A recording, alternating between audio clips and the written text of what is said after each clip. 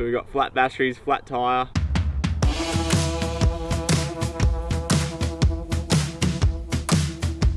That's probably the most vulnerable I've felt on the road. Hopefully there's no killer whales out there.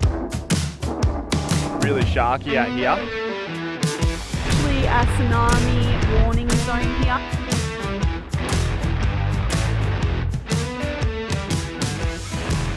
Got the cheapest tyre repair kit. She knows horses pretty well, and I thought between my stupidity and Sarah's ability to read how a horse is feeling, maybe we can sort of save it. I'm Keelan. And this is Sarah.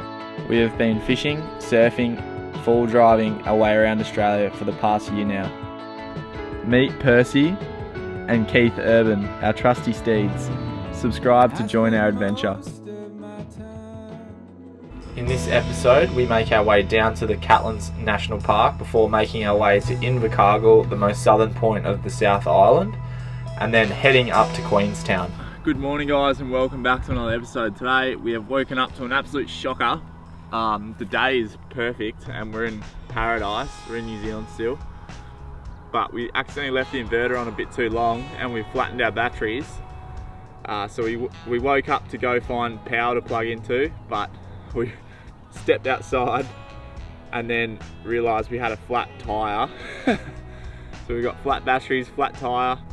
No coffee. And no coffee because we had no batteries to even ignite the gas burner. So and no lighter to even light the gas burner. So we're having an absolute shithouse day. Anyway, we're going to try to change this tyre, this flat here. We've got a screw, right? And it's actually missed the big tread blocks on the muddies, which is so rare. It's exactly what happened to us on the Gib. And unfortunate, it's missed the tread block. Because if it had went in the tread block, it wouldn't have punctured. But because it's missed it, it's gone straight in the tyre.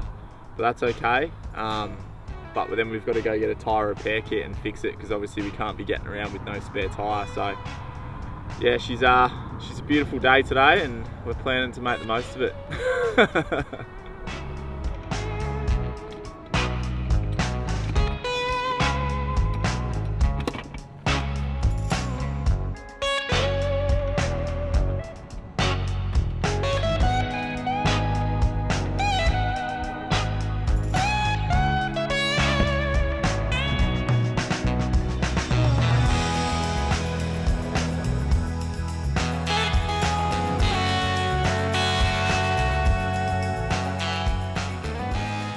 Because we maxed out the jack, we've had to come find a bit of a hole, and a hole where the arse end of the van's on a decline so we can get enough clearance on the jack.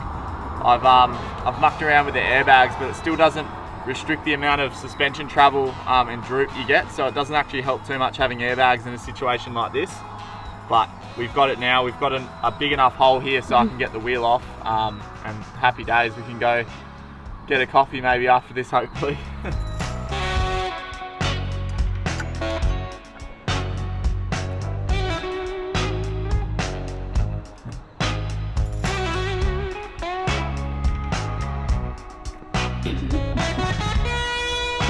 Got away from you there.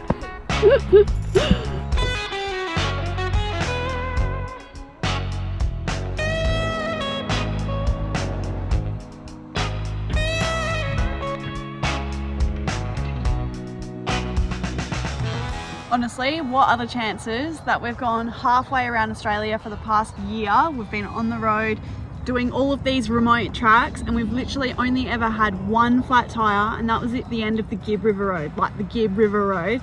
We come over to New Zealand and we're just driving like pretty easy, pretty much bitumen, and we get a flat tyre. Like, it's just the irony of it. But anyway, it's all fixed now. Keelan did a very good job of fixing it and we're off to the next spot.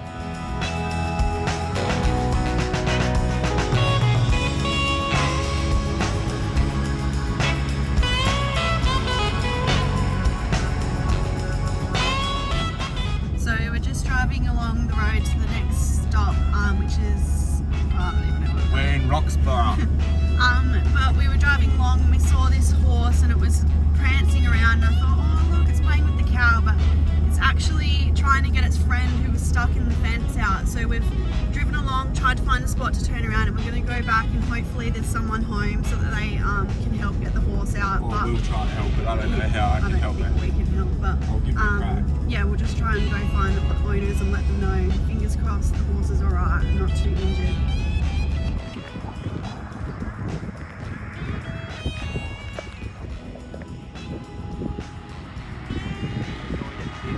Yeah.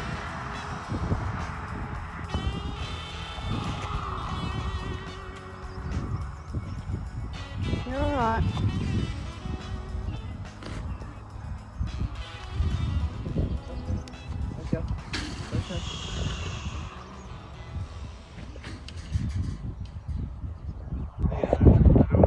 Yeah, okay, I've just about got it free anyway, so yeah, just stand back for a second. You're alright. Oh, there we go. Off you go, off you go. Come on. Don't scare him, he's probably a bit, Come on. Come on.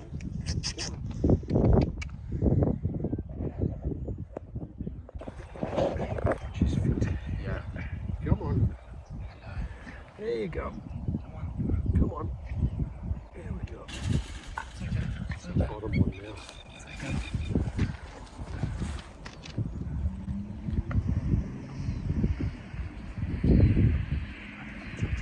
Further. Let me see if I can.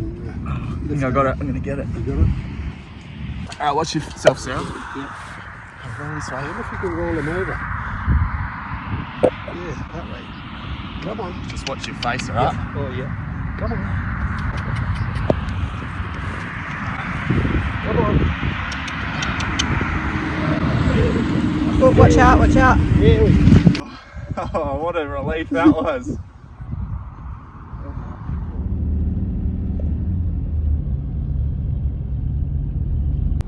Yeehaw! We're going places. This car gonna go best.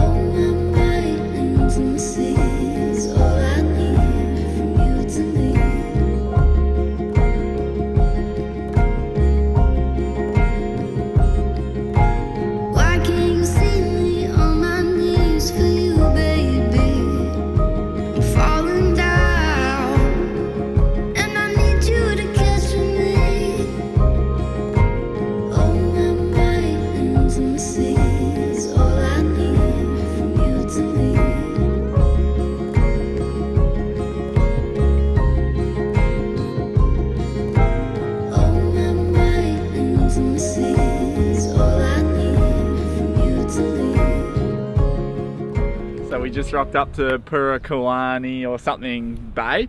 No one here. It's spectacular. The day's a bit gloomy, but it's about to get a whole lot better for me. I'm gonna get freezing cold in this water. There's so many waves here. There's no one on the whole beach, and there's just peaks coming through everywhere. I've never been this excited to surf before. Surfing a new country.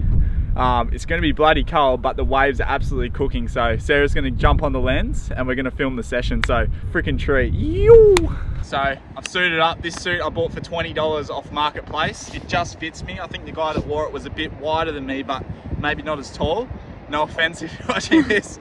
But hopefully there's no killer whales out there, because I've seen some killer whales in some videos and I've just remembered I've got my rings on, but I'm frothing out. This is insane. International surfing trip for me.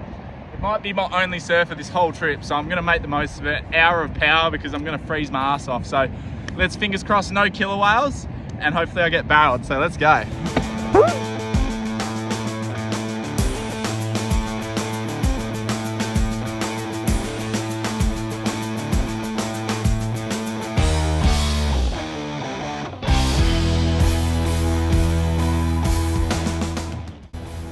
Alright, so this is our predicament. It is freezing. It's also raining. I've got Keelan's towel over the top of the camera so it doesn't get wet. Oh, he's waving because he's got a wave.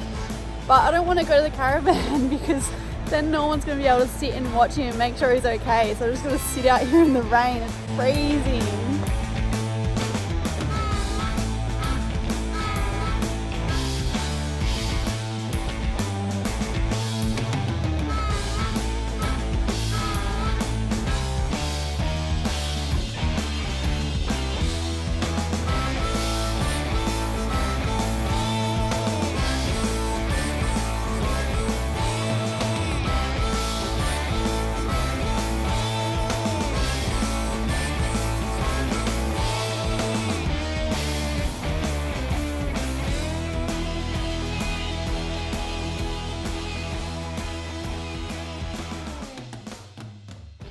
That surf was actually super fun.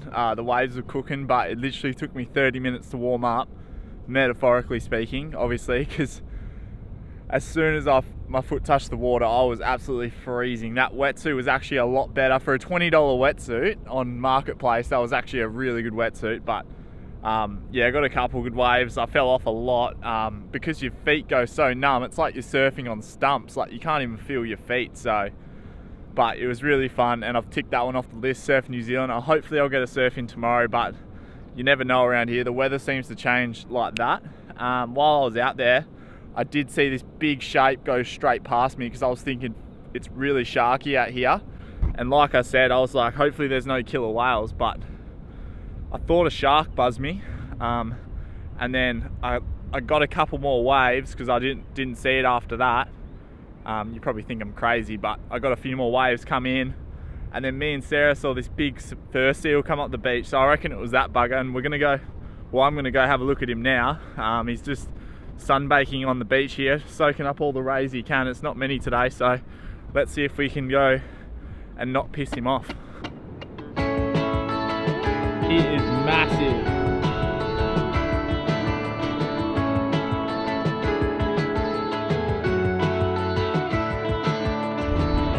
I spend most of my time viewing what I want from the outside. Excuse you. What an eventful bloody day. A lot of horsing around, and so we're about to have dinner. We're having curry for the 4th time because we're trying to save money because groceries over here is bloody expensive. But it's like a potato curry.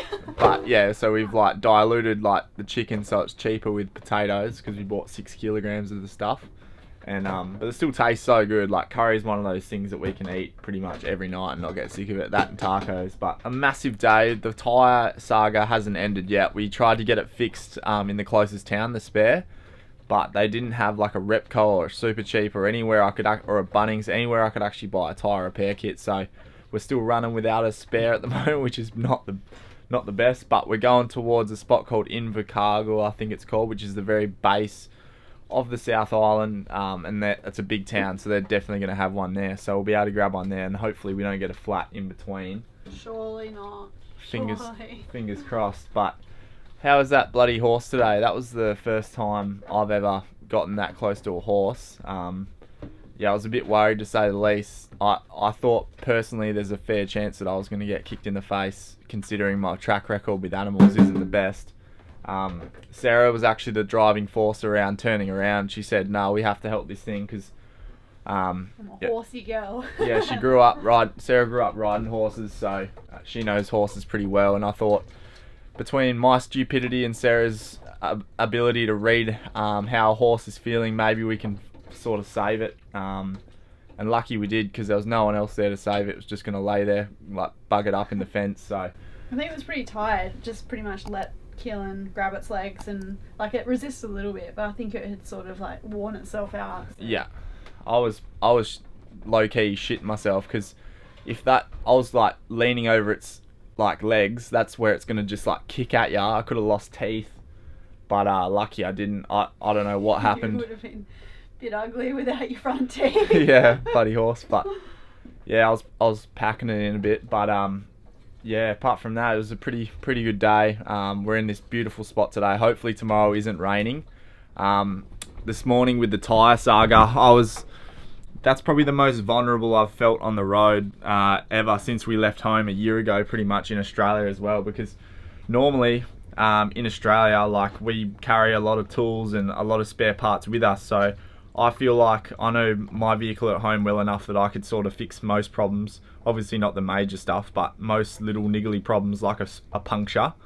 Normally I'd just pull over, plug it, pump it back up, away you go. But over here we don't have air hose, we don't have any tools, no pliers, no repair kit, nothing like that.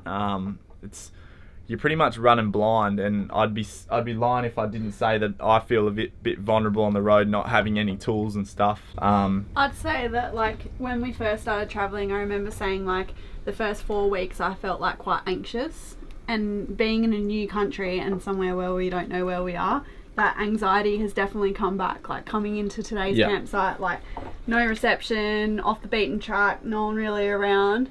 Like, I was anxious, and Keelan's like, can you calm down? Yeah, but so it's one of those days where what could go wrong went wrong, and surfing probably wasn't the smartest thing to do, knowing our luck today, but everything was sweet. Got some good waves, which was nice. Surf New Zealand, so tick that one off the list.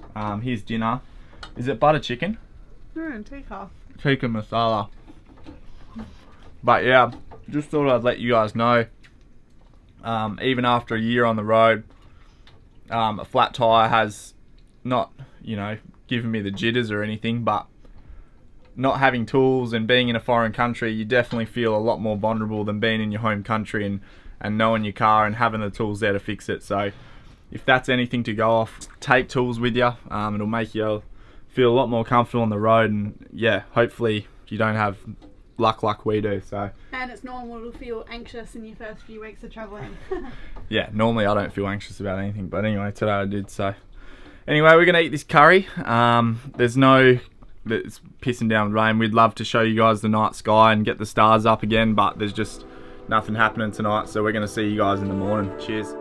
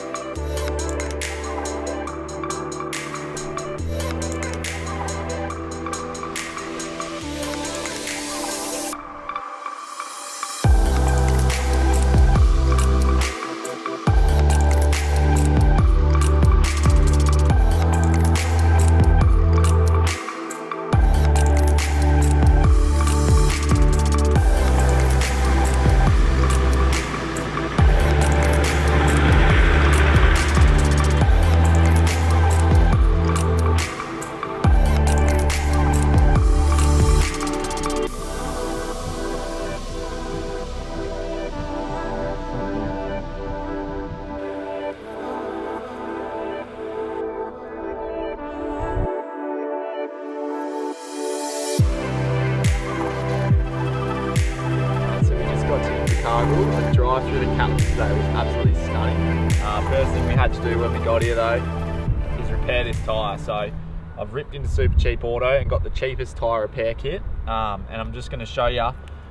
Most of you probably already know how to do this, but I figure someone out there might actually learn how to do this and it might save them on the road. So pretty well, you get two different tools. You get this reamer. So what I've done is I've shoved it in the hole and I'm reaming it out, and what that does is allows this tool for when it actually goes in to be big enough, because the hole wasn't actually big enough, so it doesn't sound right, but I'm making the hole bigger but it makes it easier to repair. So pretty well, I've got some rubber cement here. I'm going to squirt some of that in the hole. You get your little gummy worm, put it halfway through, and then what you do is you stick that in the hole and you just make your way down. It helps when it's not this high off the ground. What I'm doing is I'm working this worm into the hole, and when I pull out it should all stay there, hopefully. These tyres, these Mickey Thompsons, we're not affiliated with them, but they've clearly got a really thick ply. They're light truck tyres, so they've got a thick ply on them. And I think I'm actually getting caught on the inner wire. So now it's in, I'm just going to rip it out and hopefully it stays there. Oh, there we go. There we go. And she's plugged. So what I'll do is I'll put a bit more cement around the outside and shove it in the hole a bit more, but pretty well that's good to go. Chuck a bit more air in there and she's good to go for another, hopefully 100,000 Ks on these tyres. Yeah, it's a brand new tyre. To put it in perspective though, we had a puncture on the Gib and that's pretty much the top of WA. We've driven all the way back down WA, along the bottom of Australia, all the way to Victoria, and this plug is still good on our tyres in Australia. So if you do it right, they do last a long time. So don't be concerned, it pretty much repairs it like new. So And it saves you $400. yeah, it saves you 400. Well, these are probably 600 bucks now with the way prices of tyres are going. So anyway, she's all done.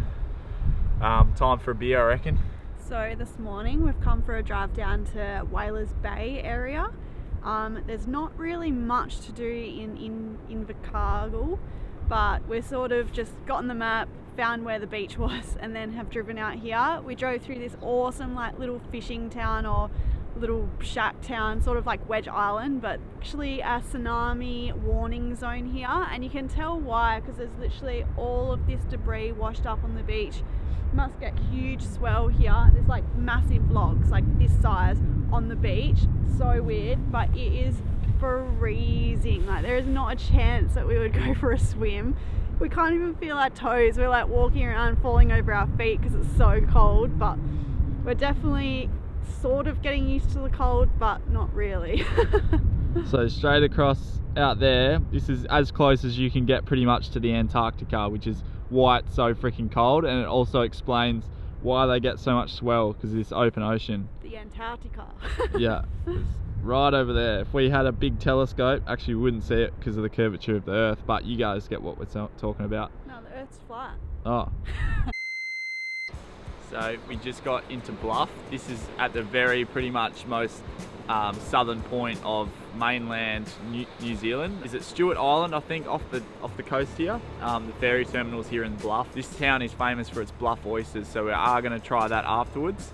And forgive me, but I have to say it, we're going to go get some fish and chops and we're going to enjoy that. So we haven't done that yet. Apparently Bluff oysters are as good as Pacific oysters that we get in Coffin Bay and on the pretty much Eyre Peninsula in South Australia. So alright, here we go. An 8-year-old oyster. I've got a few cameras on me now, so the pressure's on. Alright, so cheers.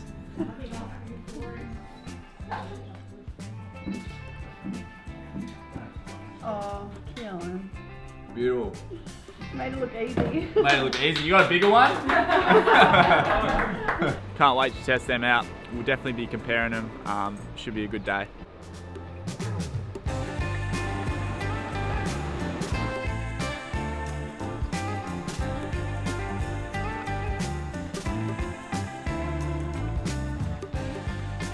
Look at this. Sarah's in the bloody driver's seat. She's bloody rally car driver. She's revving the guts out of bloody poor Lone Ranger. You right? Getting lost in the car park. Here we go, we're bloody here. We're at the top of the bluff. It should be pretty impressive. Wow, look at that. Here comes bloody Michael Schumacher. Bloody hell. Here comes Evel Knievel. Did you die? Almost. No, you didn't. I don't know what it is about people like you. Wow. Just think that you're an absolute daredevil. I'm driving very rationally. I would hate to see you be irrational then. So pretty.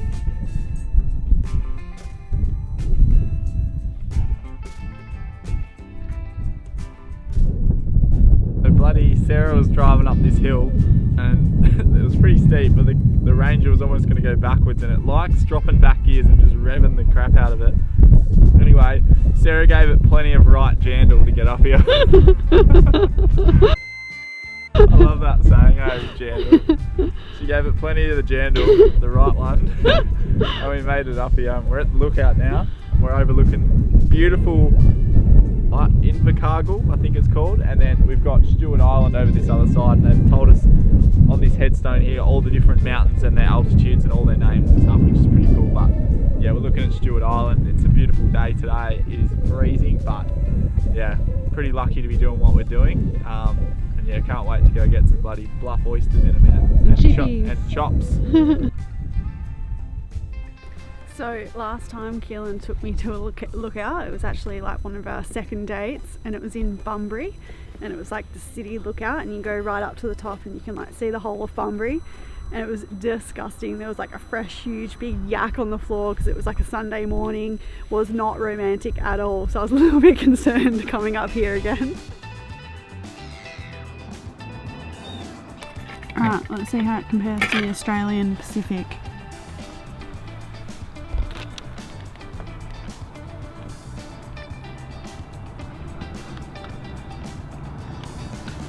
Be honest. Wow, that's really nice. Is it? I'd have to try it next to each other to say which one's better, but you have a go. Yum. Right, so funny story is that this joint here, Fowler's Bay oysters, Bluff oysters, don't accept any sort of travel or overseas credit cards. So we thought we were going to come and get like a dozen oysters, but then we worked out there's no ATMs in the town either that we could use to get money out. We went to all the shops trying to get cash out, we couldn't. So we found and scrounged up $11, and it was just enough to buy 2 oysters and a wrap of chips. So fully peasants at the moment, but we're going to try this one, see how it stacks up to the Pacific oysters from Coffin Bay. You can put some lemon on it. Oh yeah, true. Straight away they look different. They're a lot rounder than Pacific oysters. Pacific oysters are like a oval shape. These are just like perfectly round. But here we go.